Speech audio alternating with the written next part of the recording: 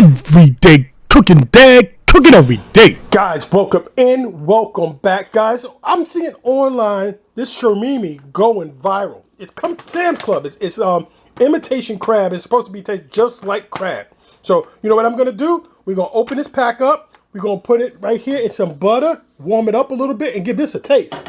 I don't want to add anything to it. I just want to see what it tastes like by itself on its own. Be right back. All right, guys, I have to open the bag a little bit. I'm just going to give this a quick smell. It kind of smells like crab a little. This butter's heated through, right? I'm just going to go in with a couple of pieces. Guys, I'm just going to hit it with some Old Bay real quick, just a little bit. No, I said I was just try it, but I feel like I should put just a little Old Bay in here.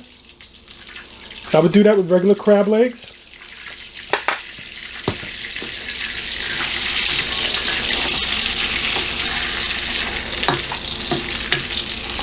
Now I don't want to overheat it, right?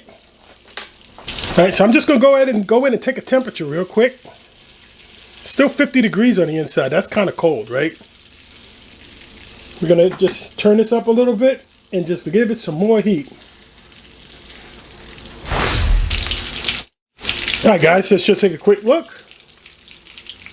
We're at about 97 degrees, 96 degrees, guys. That's good enough to eat. Should be nice and warm. All right, let's give this a try. This is what it looks like, right? Just a try. All right, This tastes just like crab legs. One more time. One back of this butter. One more time. One more bite.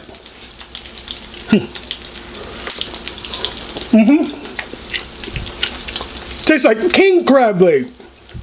No crab leg. Tastes like king crab leg.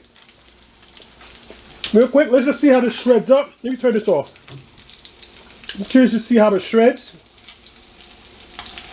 Guys, it kind of shreds like almost like crab. The texture's just like crab.